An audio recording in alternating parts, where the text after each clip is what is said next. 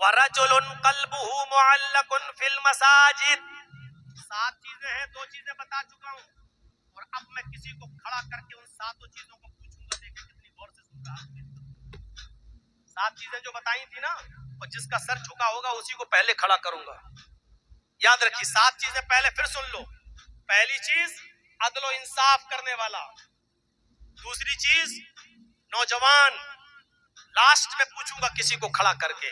ابھی 2 چیزیں بتا دی، وہ نوجوان جو اپنے رب کی عبادت میں لگا ہوا ہے. اب تیسری چیز پہ آئیے. وَرَجُلٌ قَلْبُهُ مُعَلَّقٌ فِي الْمَسَاجِدِ.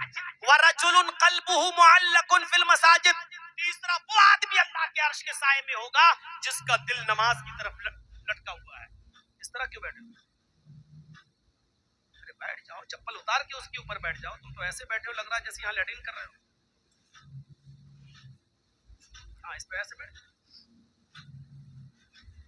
رجل قلبه معلق فی المساجد. تیسرا وہ آدمی عرش کے سائے میں ہوگا جس کا دل مسجد کی طرف لٹکا ہوا ہے، اٹکا ہوا. مسجد سمجھ رہے مطلب؟ ابھی ظہر کی نماز پڑھ کے آیا، کھیتی باڑی کر رہا ہے، کچھ کام کر رہا ہے، بار بار گھڑی دیکھ رہا ہے. ہاں ابھی اثر میں ٹائم، پھر کام کر رہا ہے، پھر بار بار کبھی سورج کی طرف دیکھتا ہے، دیکھا اثر کا وقت ہوا کہ نہیں ہوا ہے. اور جیسے ہی اثر کا وقت ہوا فوراً مسجد میں اثر پڑھ کے آیا، کام کرنے لگ گیا، بار بار دیکھ رہا مغرب تو نہیں ہو رہی، مغرب تو نہیں ہو رہی ہے. اور جیسے ہی مغرب کا وقت ہوا مسجد میں مغرب پڑھ کے آیا، کھانا کھانے بیٹھا گھر پہ، بار بار گھڑی دیکھ رہا اور مسجد کی فکر لگی ہوئی ہے، عشاء کا وقت تو نہیں ہوا. اور جیسے ہی عشاء کی نماز پڑھ کے مسجد میں آیا، سو گیا. رات میں کئی بار اٹھتا ہے، گھڑی دیکھتا ہے کہ فجر تو نہیں ہو گئی ہے، پھر سوتا ہے، پھر چونکتی ہے اس کی نیند، پھر گھڑی دیکھتا ہے فجر تو نہیں ہو گئی ہے. اور اس کا دماغ مسجد کی طرف، اس کا دل مسجد کی طرف لٹکا ہوا ہے. ایسا شخص قیامت کے دن عرش کے سائے میں ہوگا جس کا دل مسجد ہی میں لگا ہوا ہے. یہ مطلب نہیں کہ کام دھندا چھوڑو، بس وقت کا خیال رکھو.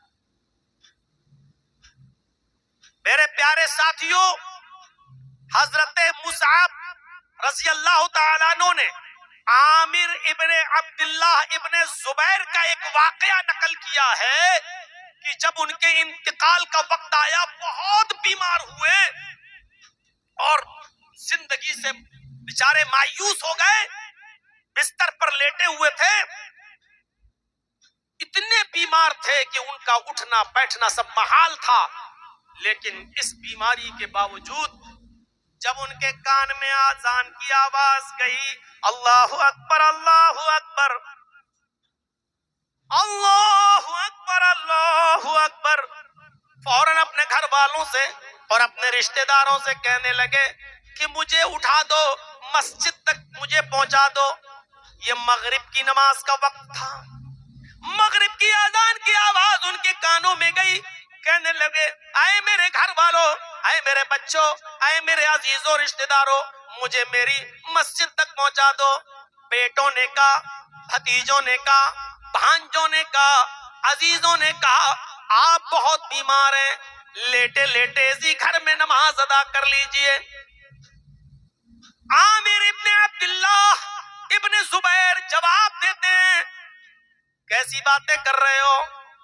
میں نے اللہ کے داعی کی آواز سنی ہے، میں نے اللہ کی طرف دعوت دینے والے داعی کی آواز میرے کانوں میں گئی ہے. اس نے ابھی پکار کے کہا ہے حی علی الصلاۃ، آؤ نماز کے لیے.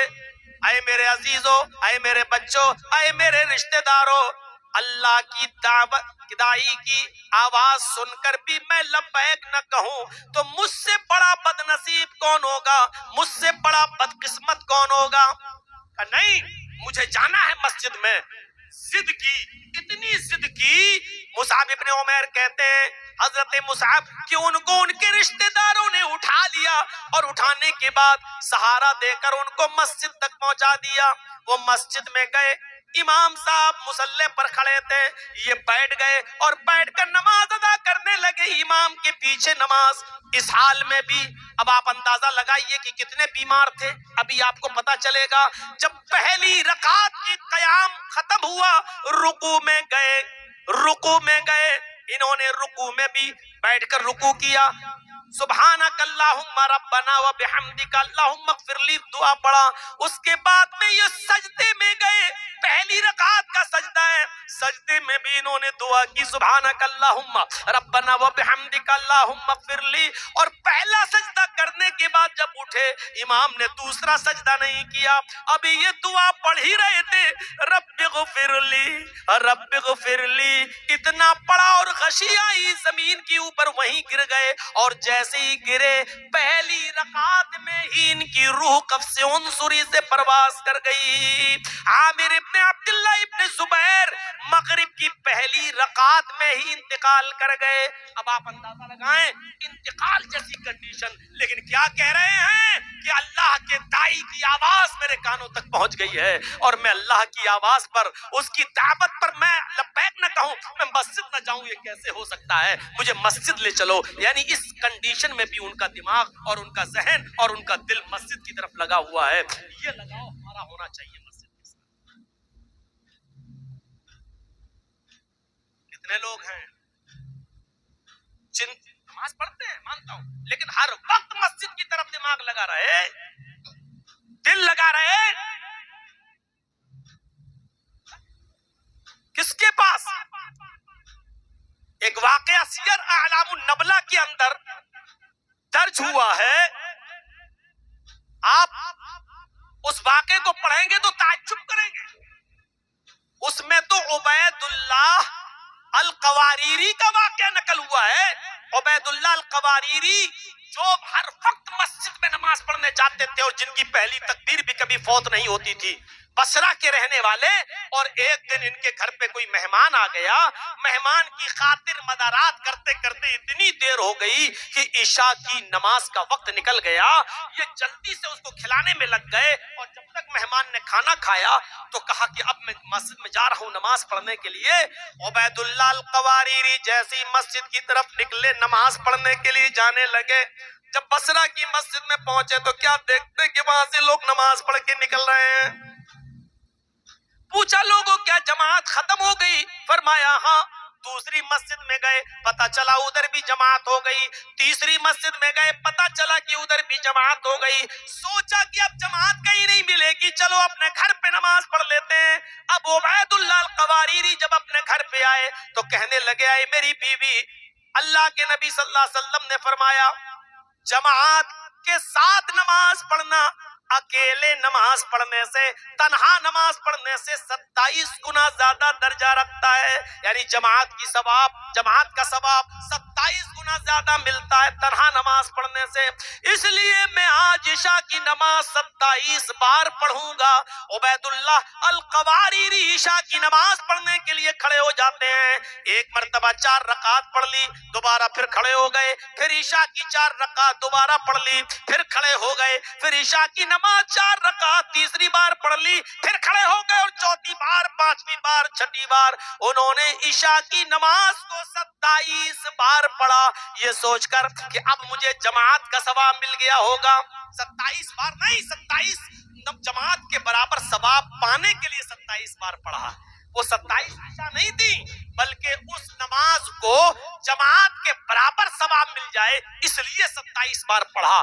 جب 27 بار نماز پڑھنے کے بعد جب وہ بستر پر سونے گئے تو رات میں خواب دیکھ رہے ہیں کہ میرا مقابلہ ہو رہا ہے گھڑ سواروں کے ساتھ. تمام لوگ اپنے اپنے گھوڑے دوڑا رہے ہیں, میرا گھوڑا سب سے اچھا اور میں سب سے پیچھے. گھوڑے کو ایڑ لگائی, مجھ سے آگے جو گھوڑا دوڑا رہا ہے وہ کہنے لگا, آئے عبید اللہ, تم اپنے گھوڑے کو ایڑ کیوں لگا رہے ہو؟ تم اپنے گھوڑے کو کیوں مار رہے ہو؟ تم اپنے گھوڑے کو بار بار کیوں کچوکا دے رہے ہو؟ تم ہم سے آگے نہیں نکل پاؤ گے. کہنے لگے, واہ, میرا گھوڑا نیا, میرا گھوڑا جوان, میرا گھوڑا تر و تازہ, پھر ہم تمہارے ساتھ کیوں نہیں آ پائیں گے؟ ہم تمہارے ساتھ ضرور صف میں آ ملیں گے, ہم آتے ہیں ابھی. وہ آدمی نے کہا جو ان سے آگے چل رہا تھا, آئے عبید اللہ, تم گھوڑے کو تھکا بھی دو گے تب بھی تم میرے مقابلے پہ نہیں آ سکتے, میرے ساتھ نہیں آ سکتے, اس لیے کہ میں نے عشاء کی نماز جماعت کے ساتھ پڑھی ہے اور تم نے عشاء کی نماز جماعت کے ساتھ نہیں پڑھی. यानी 27 मरतबा नमाज पढ़ने के बावजूद भी उनकी नमाजों को वो मकाम और वो दर्जा नहीं मिला जो जमात के साथ नमाज पढ़ने वाले को मिलता है। इस वाक़े को सियर आलामुन नबला में देखा जा सकता है। अब आप अंदाजा लगाइए मेरे प्यारे साथियों कि मस्जिद में नमाज पढ़ना और मस्जिद की तरफ दिमाग लगाना और दिल काट का होना ये अर्श के साए में जगह पाने का सबब है। लिहाजा हमें हर वक्त मस्जिद की तरफ हमारा दिल लगा हुआ होना चाहिए। यही एक वाक़या काफी है। 3 चीजें हो गई। अदल इंसाफ करने वाला पहला, वो जवान जो अपने रब की इबादत में लगा हुआ है दूसरा, और वो आदमी जिसका दिल मस्जिद की तरफ हर वक्त लगा हुआ है तीसरा। चौथा, वरजुलानी तहाब्बा फिल्लाह इज्तमा अलैहि व तफर्रका अलैहि, जिसने किसी से दोस्ती की तो अल्लाह के लिए, किसी से दुश्मनी की तो अल्लाह के लिए, किसी से मिलता है तो अल्लाह के लिए और किसी को छोड़ता है तो अल्लाह के लिए, उसमें उसका जाती मफाद शामिल नहीं होता है। आज तो यही है, हम किसी से दोस्ती करते हैं तो जाती मफाद के लिए और किसी से दुश्मनी करते हैं तो जाती मफाद के लिए।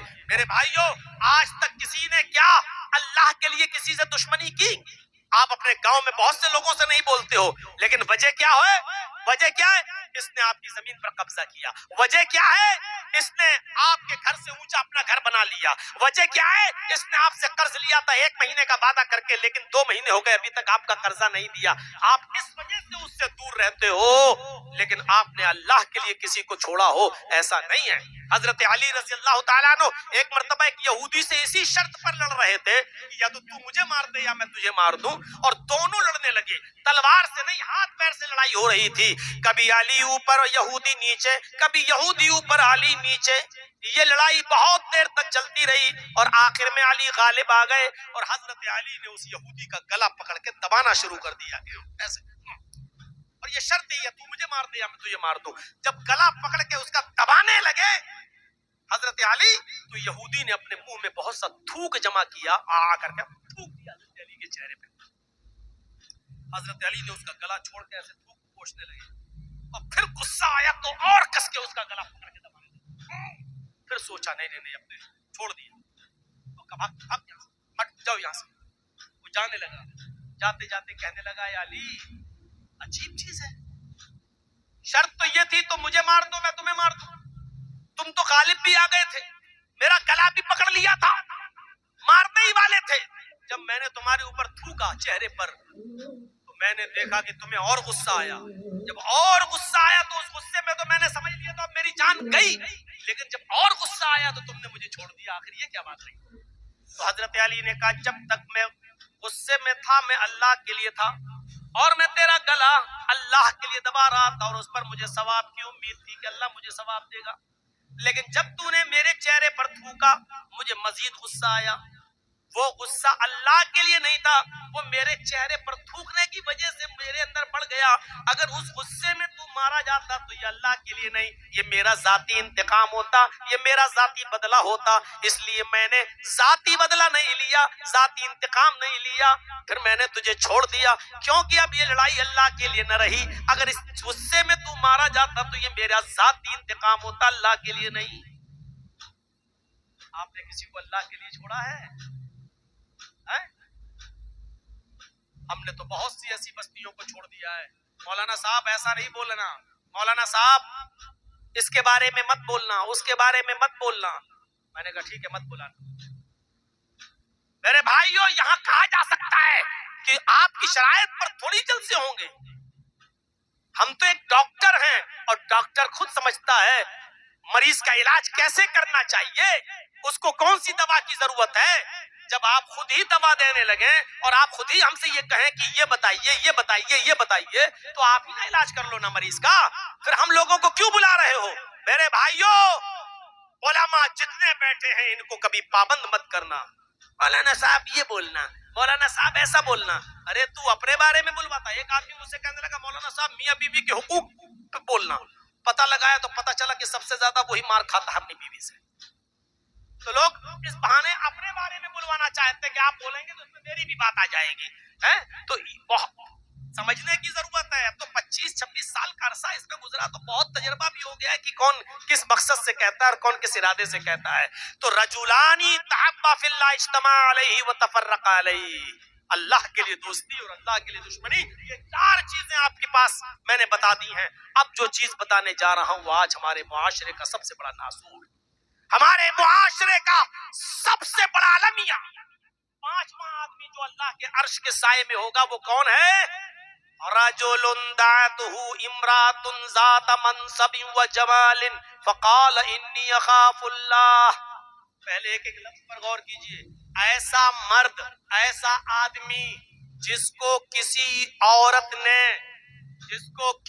عورت نے برے کام کے ارادے سے بلایا ہو، اور وہ عورت بھی بازارو نہیں، سنیے، وہ عورت بھی جسم فروش نہیں، 500 اور 1000 روپے میں اپنا جسم بیچنے والی نہیں، حدیث کے الفاظ پر غور کرو، ذات منصب، بہت شریف گھرانے کی، حسب و نسب والی، عزت دار گھر کی عورت،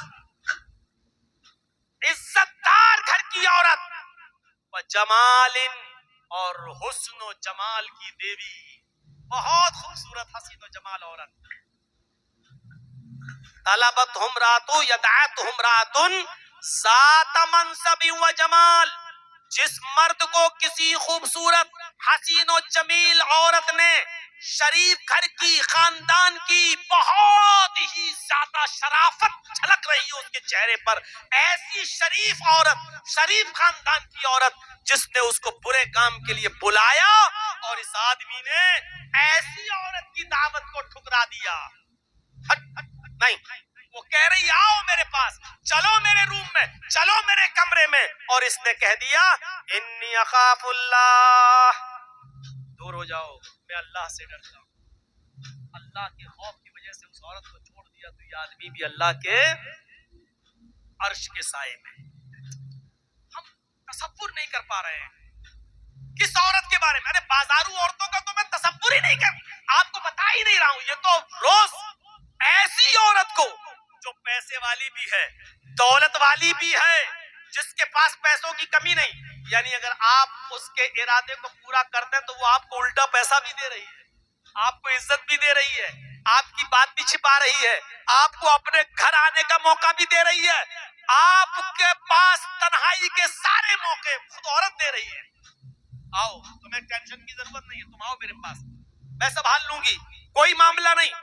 اور وہ بہت اونچے گھر کی، ذات منصب، حسب و نسب اونچا، ذات برادری اونچی، کاسٹ اونچی، عزت دار گھر کی، بڑی اونچے گھر کی لڑکی، بڑے گھر اونچی اور خوبصورت بھی بے انتہا، ایسی عورت، اور آپ کے پاس پورا موقع ہے اس کی بات ماننے کا، پورا موقع ہے اس کے ساتھ غلط کام کرنے کا، پورا اختیار بھی ہے آپ کے پاس، لیکن آپ کے دل میں اللہ کا خوف ایسے موقع پہ آ جائے، اور ایسے موقع پہ آنے کے بعد آپ کہہ دیں انی اخاف اللہ، میں اللہ سے ڈرتا ہوں، نہیں میں تیرے قریب نہیں آ سکتا، میں اللہ کو جواب دینا ہے، ایسا شخص بھی قیامت کے دن اللہ کے عرش کے سائے میں ہوگا۔ میرے بھائیوں، قرآن کریم کی جو آیت میں نے آپ کے سامنے پڑھی ہے اس میں اللہ رب العالمین نے اس دنیا کے ختم ہونے کے بعد جو قبر میں ہم چلے جاتے ہیں، ایک تو زندگی یہ ہے جو ہم جی رہے ہیں، اور جب ہم مر جائیں گے اور قبر میں دفن کر دیے جائیں گے تو وہ ایک دوسری زندگی ہے جس کو ہم برزخی زندگی کہتے ہیں، اور قیامت تک ہم اسی برزخی زندگی کے اندر رہیں گے، اور پھر قیامت کے دن جب ہم اپنی قبروں سے اٹھائے جائیں گے وہ ایک تیسری زندگی ہوگی جس کو اخروی زندگی کہا جاتا ہے، آخرت کی زندگی کہا جاتا ہے۔ یہ پہلی زندگی ہے جس میں ہم جی رہے ہیں، مرنے کے بعد قیامت تک یہ دوسری زندگی ہوگی برزخی، اور قیامت کے دن جب قبروں سے اٹھایا جائے گا انسان اپنی قبروں سے تو وہ تیسری زندگی ہوگی جس کو اخروی زندگی کہا جاتا ہے، جو قیامت کا دن ہوگا، اور وہ بہت سخت دن ہوگا۔ میں ابھی جنت و جہنم کی بات نہیں کر رہا ہوں، میں اس قیامت کے دن کی بات کر رہا ہوں جس کے بارے میں حدیث کی کتابیں کہتی ہیں کہ وہ ایک دن ہی اتنا بڑا دن ہوگا جس کے بارے میں نبی اکرم نے فرمایا کہ تقریباً 50,000 سال کا وہ دن اور سورج اپنی جگہ پر ٹھہر جائے گا اور صرف 1 میل کی دوری پر ہوگا. تکون الشمس یوم القیامت کمقدار میل. قیامت کے دن یہ سورج صرف 1 میل کی دوری پر ہوگا.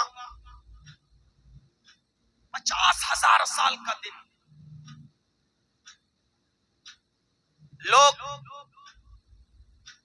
اپنے اپنے اعمال کے مطابق بقدر پسینوں میں ڈوبے ہوئے ہوں گے. نبی اکرم صلی اللہ علیہ وسلم نے فرمایا کوئی ٹخنے کے برابر پسینے میں ڈوبا ہوگا, کوئی پنڈلی کے برابر, کوئی گھٹنے کے برابر, کوئی ران کے برابر, کوئی کمر کے برابر, کوئی کانتھوں کے برابر پسینے میں ڈوبا ہوا ہوگا. اور جس کے اعمال بہت ہی زیادہ خراب ہوں گے تو وہ اسی میں ڈبکیاں مار رہا ہوگا, اسی میں گوتے لگا رہا ہوگا, اسی میں ڈوب رہا ہوگا. یہ قیامت کا دن ہوگا. 50,000 سال کا دن ہوگا. سورج 1 میل کے فاصلے پر ہوگا. آج میرا خطاب قیامت اور قیامت کی ہولناکیوں سے نہیں ہے. قیامت کے دن کا تو ایک نقشہ کھینچ کر میں آپ کو لانا چاہتا ہوں, کھینچ کر اس طرف کہ قیامت کے دن 50,000 سال کے اس دن سے ہم کیسے نپٹیں گے. جنت اور جہنم کا فیصلہ تو بعد میں ہوگا, حساب و کتاب کے بعد. پہلے تو وہ دن ہی اتنا سخت ہوگا کہ بہت سے لوگ سورج کی تپش اور جاسوس تپش کو برداشت ہی نہیں کر پائیں گے. پسینے میں گوتا لگا رہے ہوں گے اور غرق ہو رہے ہوں گے, ڈوب رہے ہوں گے, تو چیخ پڑیں گے کہ اے اللہ ہم سے تو میدان محشر کے تکلیف برداشت ہی نہیں ہو رہی ہے, ہم اسی تکلیف کو نہیں سہ پا رہے ہیں. اس سے تو بہتر ہے کہ تو ہم کو جہنم کے اندر ڈال دے, اس سے تو اچھا ہے کہ تو ہم کو جہنم کے اندر پھینک دے. میرے بھائیوں, اندازہ لگائیے کہ اس دن جو قیامت کا دن ہوگا اور 50,000 سال کا ایک دن ہوگا, اس دن ہم سکون کیسے پائیں گے, اس دن ہمارا اطمینان کا دن کیسے گزرے گا. ہمیں اس چیز کی فکر ہونی چاہیے. ابھی جنت کا فیصلہ نہیں ہوگا, جہنم کا فیصلہ نہیں ہوگا, اور موقع بھی اتنا خطرناک ہوگا قیامت کے دن کہ ایک دن حضرت عائشہ صدیقہ نے پوچھا, اللہ کے نبی صلی اللہ علیہ وسلم رو رہی تھی. اللہ کے نبی نے پوچھا, عائشہ تمہیں کس چیز نے رلایا؟ فرمایا اللہ کے نبی صلی اللہ علیہ وسلم اچانک جہنم کا تصور کر کے میرے آنکھوں میں آنسو آ گئے, میں رونے لگی. اے اللہ کے نبی قیامت کا دن ہوگا, بڑا سخت دن ہوگا, میدان محشر کا دن ہوگا, بڑا سخت دن ہوگا. کیا اس وقت لوگ اپنے رشتہ داروں کو پہچانیں گے؟ کیا اس دن لوگ اپنے رشتہ داروں کو پہچانیں گے؟ شوہر اپنی بیوی کو پہچانے گا, باپ اپنے بیٹے کو پہچانے گا بھی یا نہیں پہچانے گا؟ تو نبی اکرم صلی اللہ علیہ وسلم نے اس موقع پر جواب دیا, عائشہ عند المیزان, جب ترازو رکھی جائے گی اور نیکیاں اور برائیاں تولی جا رہی ہوں گی, اس وقت کوئی کسی کو نہیں پہچانے گا. باپ اپنے بیٹے کو نہیں پہچانے گا, شوہر اپنی بیوی کو نہیں پہچانے گا, ماں اپنی بیٹی کو نہیں پہچانے گی, بھائی اپنے بہن کو نہیں پہچانے گا. ہر انسان کو یہ فکر ہوگی کہ اس ترازو میں جو ہماری نیکیاں اور برائیاں تولی جا رہی ہیں, ہماری نیکیوں کا پلڑا بھاری ہوتا ہے یا نہیں, ہماری برائیوں کا پلڑا اڑتا ہے یا نہیں, ہماری نیکیاں برائیوں سے زیادہ ہوتی ہیں یا نہیں. جس وقت نیکیاں اور برائیاں تولی جائیں گی, کوئی کسی کا خیال نہ کرے گا, کسی کو کسی کی پرواہ نہیں ہوگی, کسی کو کسی کی پرواہ نہیں. شوہر کو بیوی کی نہیں, باپ کو بیٹے کی نہیں, ماں کو بیٹی کی نہیں, بھائی کو بہن کی نہیں, کوئی کسی کو یاد نہیں کرے گا اس موقع پر. فرمایا اے عائشہ, اور دوسرا موقع تب آئے گا جب کوئی کسی کو یاد نہیں کرے گا. پل صراط پر گزرتے ہوئے, پل صراط سے ہر انسان کو گزارا جائے گا, پل صراط سے لوگ گزریں گے, اور پل صراط جس سے لوگ گزریں گے اسی کے نیچے جہنم ہوگی، اسی کے نیچے جہنم بھڑک رہی ہوگی. گناہگار لوگ بھی پل صراط سے جائیں گے اور فوراً بیچ میں جا کر ان کا ہاتھ چھوٹے گا اور نیچے جہنم کے اندر وہ گر جائیں گے. اس پل صراط سے جب انسان کو گزارا جائے گا تو کوئی کسی کو یاد نہیں کرے گا.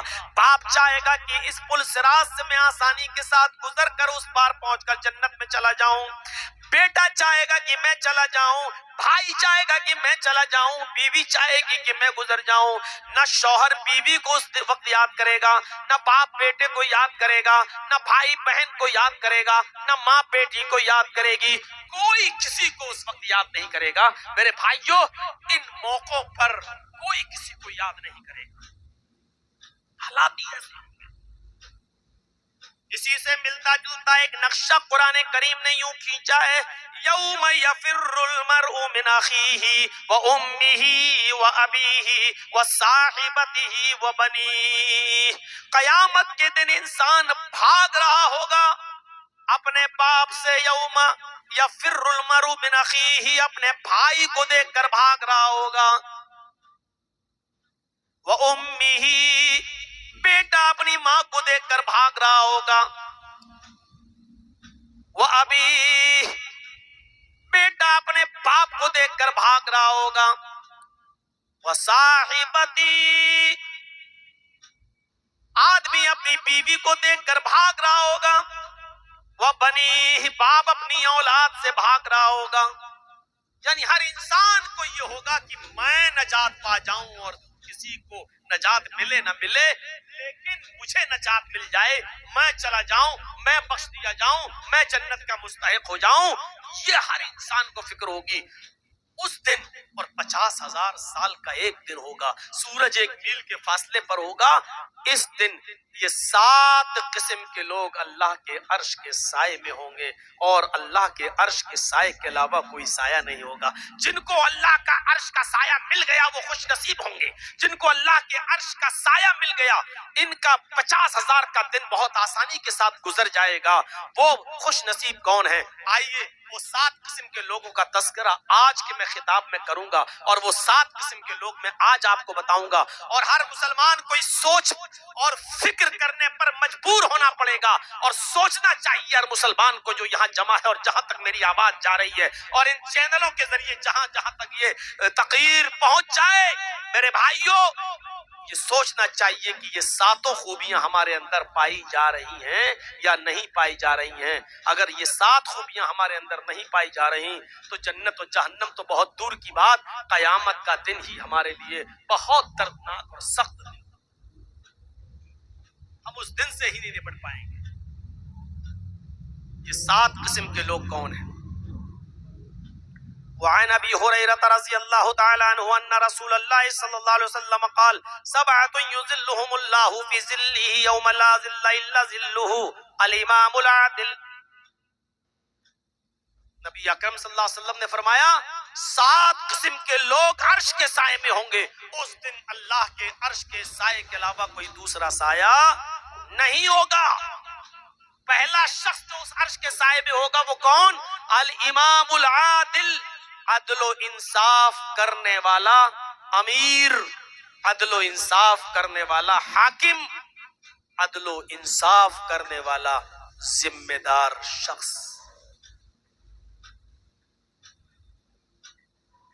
عدل و انصاف آج ہمارے سماج اور معاشرے میں کہاں باقی رہ گیا ہے؟ یہ حدیث صرف امیر کے لیے ہی نہیں ہے، یہ حدیث صرف حاکم وقت اور امیر المومنین ہی کے لیے نہیں ہے. آپ بھی حاکم ہیں. کلکم مسئول، کلکم راعٍ وکلکم مسئول عن رعیتی. تم میں سے ہر شخص راعی ہے، چرواہا ہے، اور اس سے اس کی چراگاہ کے بارے میں سوال ہوگا. ایک باپ اپنے گھر کا نگراں ہے، باپ سے اس کے گھر کے تعلق سے، مرد سے اس کے گھر کے تعلق سے سوال کیا جائے گا. یاد رکھیے گا.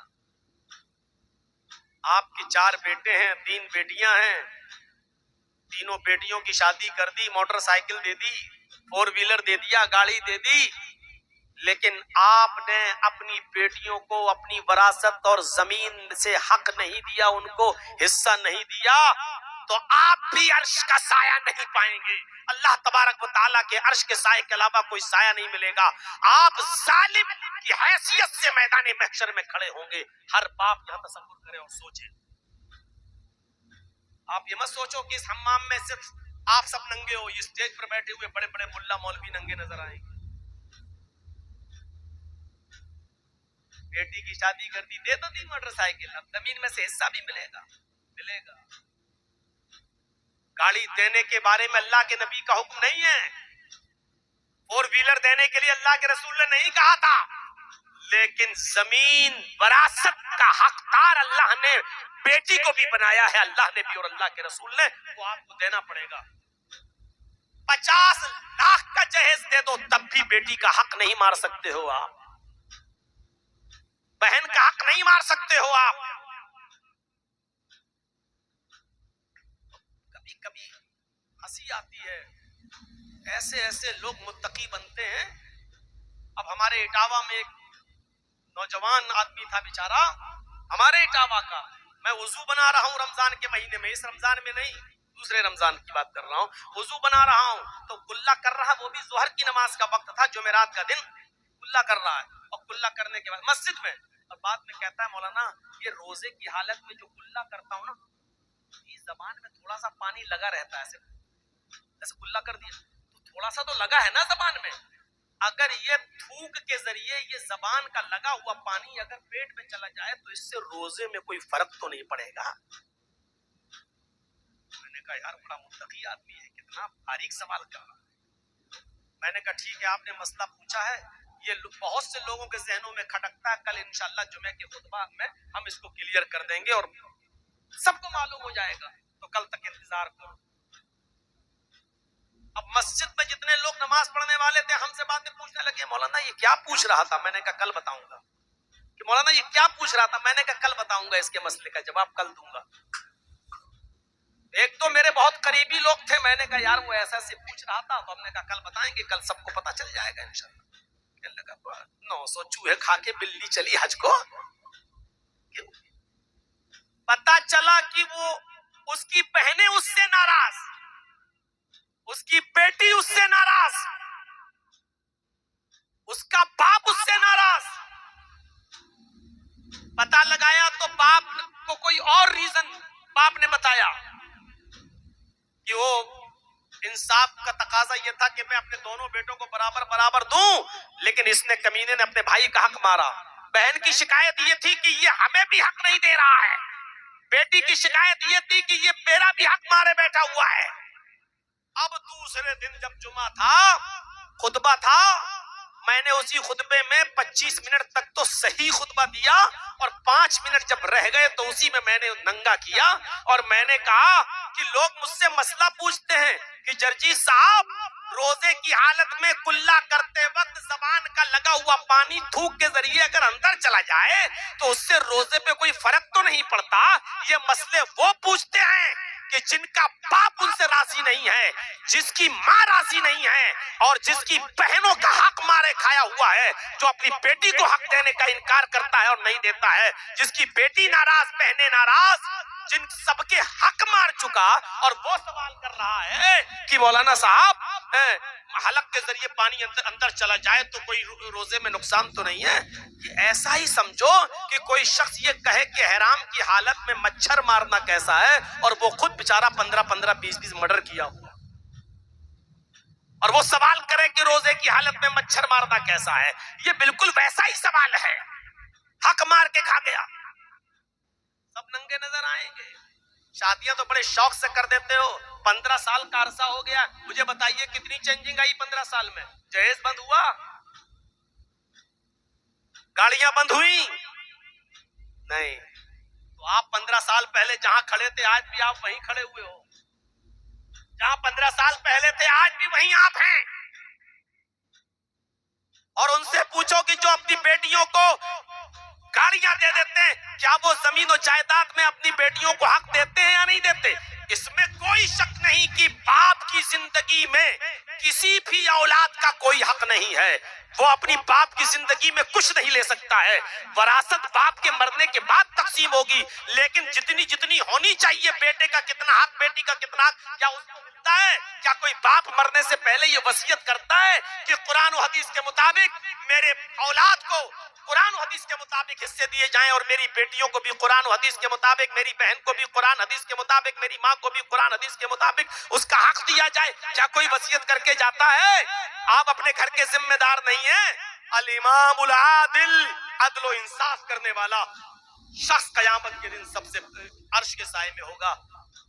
پہلی چیز میں ہی ہم ننگے نظر آ رہے ہیں، ابھی تو 7 چیزیں ہیں، ابھی تو ہمیں آپ کو 7 بتانا ہے، پہلی چیز میں ہی ہم ننگے نظر آ رہے ہیں۔ سن لو، جو باپ اپنی اولاد کے ساتھ انصاف نہیں کرتا، حضرت نعمان ابن بشیر فرماتے ہیں کہ میرے باپ مجھے اللہ کے رسول صلی اللہ علیہ وسلم کے پاس لے گئے، میرے باپ مجھے اللہ کے نبی صلی اللہ علیہ وسلم کے پاس لے گئے اور کہنے لگے کہ اللہ کے رسول یہ میرا بیٹا ہے۔ نعمان ابن بشیر کہہ رہے ہیں اے اللہ کے نبی یہ میرا بیٹا ہے۔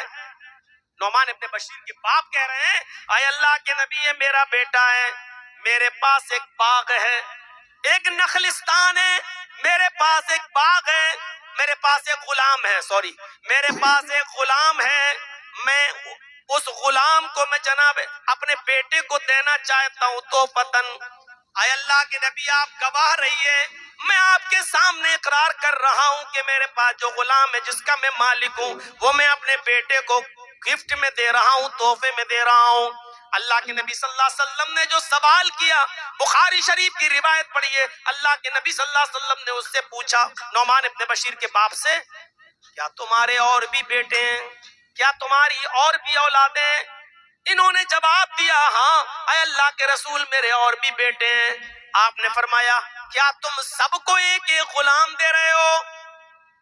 کہا نہیں اے اللہ کے رسول میں سب کو نہیں دے رہا ہوں، میں صرف اپنے اس بیٹے کو دے رہا ہوں۔ اللہ کے نبی فرماتے ہیں تو پھر میں اس غلط چیز پر گواہ نہیں بنوں گا، تم اپنے اس بیٹے کو بھی غلام نہ دو، دینا ہے تو سب کو ایک ایک دو، اور اگر نہیں دینا ہے تو اس کو بھی مت دو، مجھے غلط چیز پر گواہ مت بناؤ، قیامت کے دن تمہیں اس کا حساب و کتاب دینا ہوگا۔ اللہ کے رسول صلی اللہ علیہ وسلم غلط چیز پر گواہ نہیں بنے، اور پھر نعمان ابن بشیر کو بھی غلام نہیں ملا، باپ نے وہ غلام اپنے پاس رکھا۔ نبی اکرم کا فرمان کیا تم سب کو دے رہے ہو؟ نہیں سب کو نہیں، صرف اسی کو دے رہا ہوں۔ تو اللہ کے رسول نے کہا پھر اس سے بھی لے لو، یا تو دو تو سب کو دو، اور نہیں دینا ہے تو کسی کو مت دو، یہی عدل کا تقاضا ہے۔ تو عرش کے سائے میں قیامت کے دن سب سے پہلا شخص کون ہوگا؟ الامام العادل، عدل و انصاف کرنے والا۔ یہ تو گھر کا ذمہ دار ہو گیا، حکمراں بھی، حاکم وقت بھی۔ نبی اکرم صلی اللہ علیہ وسلم کے زمانے کے بعد ایک دور تھا جب حضرت عمر فاروق خلیفہ بن گئے، اور سنیے زبردست واقعہ سنانے جا رہا ہوں۔ جب امیر المومنین خلیفہ بنے اس وقت کئی بار ٹکر ہو چکی تھی شاہ غسان کے ساتھ، غسان کے بادشاہ کے ساتھ کئی مرتبہ حضرت عمر فاروق کی ٹکر ہوئی، اور شاہ غسان جس کا نام جبلہ ابن اہم تھا وہ حضرت عمر فاروق کی نظروں میں کھٹک رہا تھا، اور حضرت عمر فاروق بھی اس کے دشمن بنے ہوئے تھے کہ کیسے اس کو فتح کیا جائے۔ شاہ غسان کا زبردست بادشاہ، عیسائی بادشاہ، لیکن اسلام کی تعلیمات سے متاثر ہو جاتا ہے، اپنے قاصد کو، اپنے ایک ایلچی کو بھیجتا ہے لیٹر لکھ کر، خط لکھ کر، اور اس خط میں اس نے یہ لکھا کہ امیر المومنین عمر ابن خطاب، میں اسلام کی تعلیم سے متاثر ہو کر اسلام قبول کرنا چاہتا ہوں، اور میں آپ سے ملاقات کرنا چاہتا ہوں، اور آپ سے ملاقات کر کے میں اسلام قبول کرنے پر آمادہ ہوں۔ کیا مجھے اسلام کی چھایا میں جگہ ملے گی؟ کیا مجھے اسلام کے اندر شرن ملے گی؟ کیا میں اسلام قبول کرنے کا موقع مجھے ملے گا؟ کیا آپ مجھے معاف کریں گے؟ یہ لیٹر لکھ کر وہ اپنے قاصد اور اپنے دودھ کے ذریعے بھیجتا ہے حضرت عمر فاروق کے پاس۔ اس کو امید نہیں تھی کہ حضرت عمر میرے اتنے بڑے دشمن اور مجھے معاف کر دیں گے، اس کو امید نہیں تھی کہ حضرت عمر مجھے اتنی آسانی کے ساتھ قبول کر لیں گے۔ یہ قاصد جب جاتا ہے اور حضرت عمر فاروق کے پاس مدینہ میں پہنچتا ہے تو حضرت عمر فاروق کو لیٹر دیتا ہے. حضرت عمر فاروق نے اس خط کو پڑھا اور پڑھنے کے بعد اسی خط کے پیچھے یہ لکھ کر جواب دے دیا, اے شاہ غسان تم فوراً چلے آؤ, تمہاری ساری خطائیں معاف کر دی جائیں گی, تمہاری ساری خطائیں درگزر کر دی جائیں گی, اور اسلام کی پوتر چھایا میں, شیتل چھایا میں تمہیں جگہ دی جائے گی, تمہیں تمہارے حیثیت اور عزت کے حساب سے تمہیں مقام و مرتبہ بھی دیا جائے گا, اور حضرت عمر اپنی پرانی دشمنی بھی تم سے بھول جائیں گے, تم فوراً چلے آؤ, تمہارے لیے مدینے میں جگہ ہی جگہ ہے. شاہ غسان نے جب وہ لیٹر پڑھا, جبلہ ابن احم نے جب وہ لیٹر پڑھا تو پڑھنے کے بعد اس کی آنکھوں میں آنسو آ گئے کہ حضرت عمر نے مجھے قبول کر لیا, حضرت عمر نے مجھے اتنی جلدی اتنی آسانی سے مان لیا. اب جبلہ ابن احم جو غسان کا بادشاہ تھا اپنے 500 باڈی گارڈوں کو لے کر اور 500 گھڑ سواروں کو لے کر مدینے کی طرف سفر کرتا ہے, اور مدینہ پہنچنے والا ہوتا ہے, راستے میں خیمہ ڈالتا ہے, ایک آدمی کو بھیجتا ہے یہ اطلاع دینے کے لیے کہ میں پہنچ چکا ہوں, بتاؤ کب مدینے میں داخل ہو جاؤں. حضرت عمر فاروق نے کہا تم جب چاہو تب آ سکتے ہو, تمہیں صحرا میں اور جنگل میں رکنے کی ضرورت نہیں. جب شاہ غسان مدینے میں داخل ہوتا ہے تو اس کے سر پر مکٹ ہے, تاج ہے, اور ڈائمنڈ ہیرے کے 2 موتی جڑے ہوئے ہیں, بہت ہی شاندار شاہانہ طریقے سے جاتا ہے, مدینے میں داخل ہو رہا ہے, اور ادھر مدینے میں حضرت عمر اس کی عزت کر رہے ہیں, اور عمر فاروق اور ان کی پوری فوج ان کی خاطر مدارات میں لگی. شاہ غسان اسلام لے آیا اور اس کے ساتھ 500 لوگ بھی اسلام لے آئے. کچھ دن مدینے میں قیام کیا, جو بات بتانے کی ہے وہ اب شروع ہو رہی ہے. شاہ غسان اسلام لے آیا, کچھ دن مدینے میں رکا, اور جب مدینے میں رکا رہا تو اسی درمیان حج کا موسم آ گیا. حج کا موسم آ گیا, حضرت عمر اور مدینے کے بہت سے لوگ مکے کی طرف حج کرنے کے لیے روانہ ہو گئے, جانے لگے. حضرت عمر نے شاہ غسان سے کہا اے جبلہ اچھا موقع ہے, تم نے ابھی نیا نیا اسلام قبول کیا ہے, چلو تم بھی حج کی دولت سے مالا مال ہو جاؤ, پتہ نہیں آئندہ سال زندگی رہے نہ رہے, تم بھی حج کر لو. شاہ غسان بھی اپنے 500 گھڑ سواروں کے ساتھ تیار ہو جاتا اور کہتا ہے کہ امیر المومنین مجھے بھی حج کرنے جانا ہے, میں بھی حج کرنا چاہتا ہوں. اس نے شاہانہ لباس پہنا, اور جب وہ میقات پر پہنچا تو اس نے احرام باندھا, اور احرام باندھنے کے بعد مدینے سے جب وہ مکے میں جاتا ہے تو احرام میں 2 کپڑے پہنے جاتے ہیں, نیچے ایک بنا سلی ہوئی لنگی اور اوپر ایک چادر ڈال لی جاتی ہے. شاہ غسان بہترین لنگی پہنے ہوئے, چونکہ غسان کا بادشاہ تھا, پیسوں کی دولت کی کمی نہیں تھی, اس لیے وہ شاندار لنگی پہنے ہوئے ہیں اور اوپر سے چادر اوڑے ہوئے ہیں. خانہ کعبہ کا طواف شروع ہو جاتا ہے. وہ پہلا چکر لگانے میں کامیاب رہا, دوسرا چکر جب شاہ غسان لگا رہا ہے تو بھیڑ زیادہ ہونے کی وجہ سے ایک دیہاتی نوجوان, ایک اعرابی نوجوان کا پیر اس کی چادر پر رکھ گیا.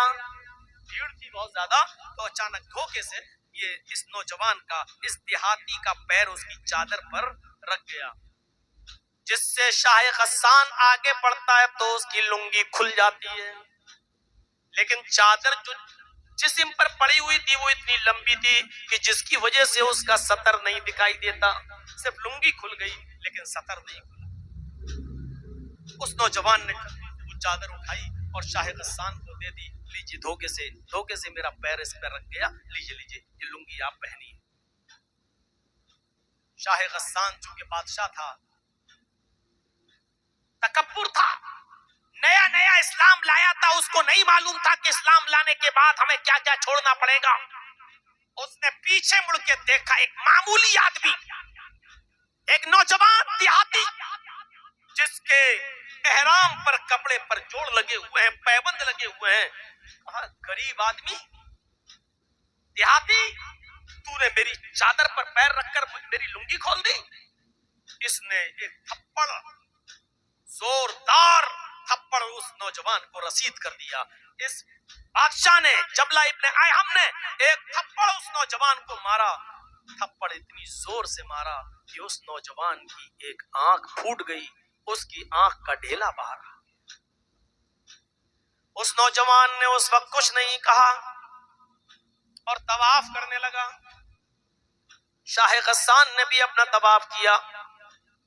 जब ये नौजवान तवाफ करने के बाद अपने कबीले में पहुंचता है, जब ये नौजवान तवाफ करके अपने कबीले में जाता है, वहां के लोगों ने पूछा कि तुम्हारी आंख कैसे फूट गई। इसने पूरी की पूरी बात बताई तो पूरा कबीला गुस्सा हो गया। अरे होगा बादशाह अपने इलाके का, तो जिसको चाहेगा उसको मारेगा, जिसकी आंख फोड़ना चाहेगा फोड़ देगा, ये कैसे हो जाएगा।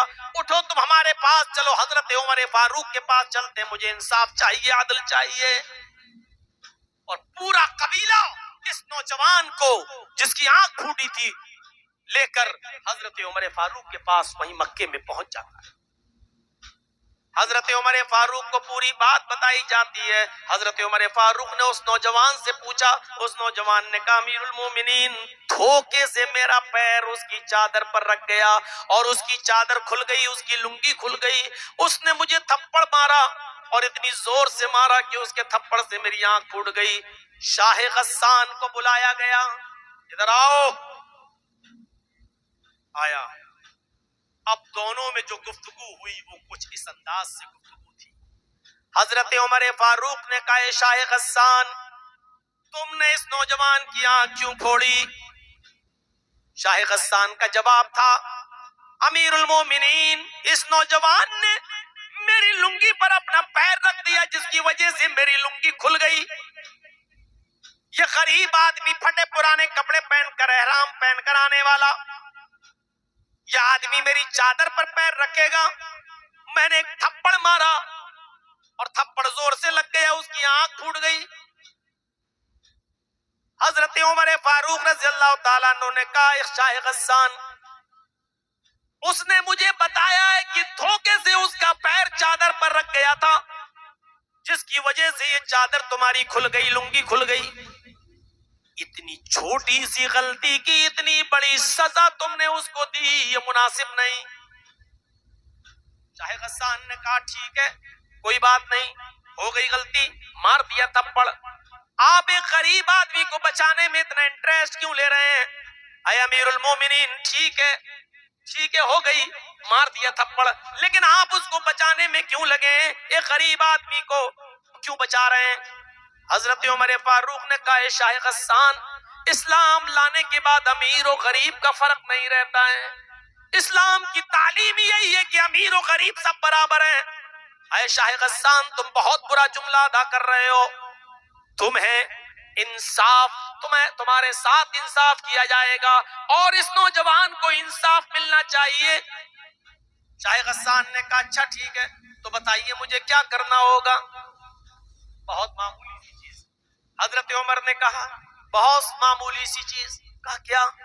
इस आदमी से माफी मांग लो, इस नौजवान से माफी मांग लो, इस देहाती से माफी मांग लो। अगर ये माफ कर देता है तो कुछ नहीं, और अगर माफ नहीं करता तो कुछ ले दे के मामला बना लो। जितने में वो तैयार हो जाए उसको उसकी आंख का नुकसान दे दिया जाए, जितने में वो राजी हो जाए ये माल उसको दे दिया जाए, तुम्हें छोड़ दिया जाएगा। हजरत उमर फारूक से शाह गस्सान ने कहा, अमीरुल मोमिनीन, मैं एक मामूली और गरीब आदमी से माफी तो मांग नहीं सकता, ये नहीं होगा। इसने मेरी लुंगी पर पैर रखा है, गलती पहले उसने की, मैंने थप्पड़ मार दिया, उसकी आंख फूट गई। मैं इसको कुछ ले दे के भी मामला नहीं बनाना चाहता, ना मैं माफी मांगूंगा ना कुछ ले दे के मामला बनाऊंगा। अब बताइए इंसाफ का तकाजा क्या है, इस नौजवान को कैसे इंसाफ दिलाना चाहते हैं। अमीरुल मोमिनीन हजरत उमर ने कहा, तो फिर तैयार हो जाओ, आंख के बदले आंख, तुम्हारी भी आंख फोड़ी जाएगी। पढ़िए सीरत फारूक अल्लामा शिबली नोमानी की।